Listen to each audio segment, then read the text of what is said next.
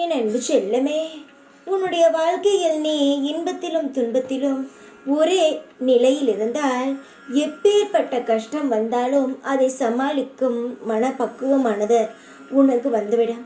ஆனால் நீயோ உன்னுடைய கஷ்டத்தில் எவ்வளவு பொறுமையுடன் நிதானத்துடன் இருந்தாயோ அதையெல்லாம் மறந்து சந்தோஷம்தான் வந்துவிட்டது என்ற ஒரு சந்தோஷத்திற்குள் மூழ்கிவிடும் பொழுது சில சமயங்கள் அது பெரிய கஷ்டமாக வரும் பொழுது உன்னால் தாங்க முடியவில்லை. சந்தோஷமோ கஷ்டமோ சமமாக பார். எதை வந்தாலும் நம் வாழ்க்கையில் அதை தாண்டி விடலாம் என்று யோசி. எப்பொழுதும் யாருக்கும் வாழ்க்கையானது ஒரே நிலையில் இருக்காது. அது ஒவ்வொரு நிமிடங்களும் மாறிக்கொண்டே இருக்கும். அதுதான் உன் வாழ்க்கையிலும் நடந்து கொண்டு இருக்கிறது. நித்தம் ஏதோ ஒரு விஷயமானது உன் வாழ்க்கையில் புதிதாக வருகிறது.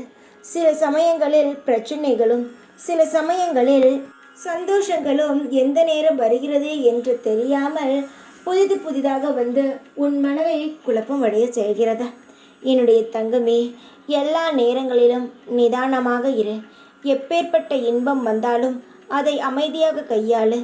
எப்பேற்பட்ட தோல்வி வந்தாலும் அதை அமைதியாக கையாண்டு அதிலிருந்து மீண்டு வர பழகிக்கொள். எல்லா விஷயத்திலும் நீ பழகி, எல்லா விஷயத்திலும் நீ அறிந்து நீ மேல் வர வேண்டும் என்பது மட்டும்தான் குறிக்கோளாக இருக்க வேண்டும்.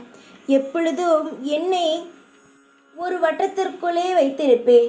அந்த வட்டத்திற்குள் இருந்து நான் நகரவே மாட்டேன் என்று நீ சொன்னால் என்ன செய்ய முடியும்? 4 விஷயத்தை எப்பொழுதுதான் நீ கற்றுக்கொள்ள முடியும்? நீ கற்றுக்கொள்ள வேண்டும். வாழ்க்கை என்றால் என்ன, அது என்ன பண்ணும், அதை நாம் எப்படி கையாள வேண்டும் என்பதை நீ ஒவ்வொரு முறையும் கற்றுக்கொள்ள வேண்டும். வாழ்க்கை என்பது நீ மட்டுமல்ல, உன்னை சுற்றி இருக்கும் பலரும் சேர்ந்ததுதான் வாழ்க்கை. அதனால் பலரையும் நீ தெரிந்து கொள்ள வேண்டும், உன்னையும் நீ புரிந்து கொள்ள வேண்டும். சந்தோஷமாக இருப்பாய். ஆனால் எல்லா சூழ்நிலைகளும் வாழ பழகிக்கொள். உன் வாழ்க்கையில் துன்பம் இப்பொழுது வந்துவிட்டது. அதை நான் மறுக்கவில்லை. ஆனால் தூக்கிவிட நான் வருகிறேன் என்பதை தான் உனக்கு சொல்கிறேன். நீ நம்பினாலும் நம்பாவிட்டாலும் நான் எப்பொழுதும் உன்னுடன் தான் இருப்பேன்.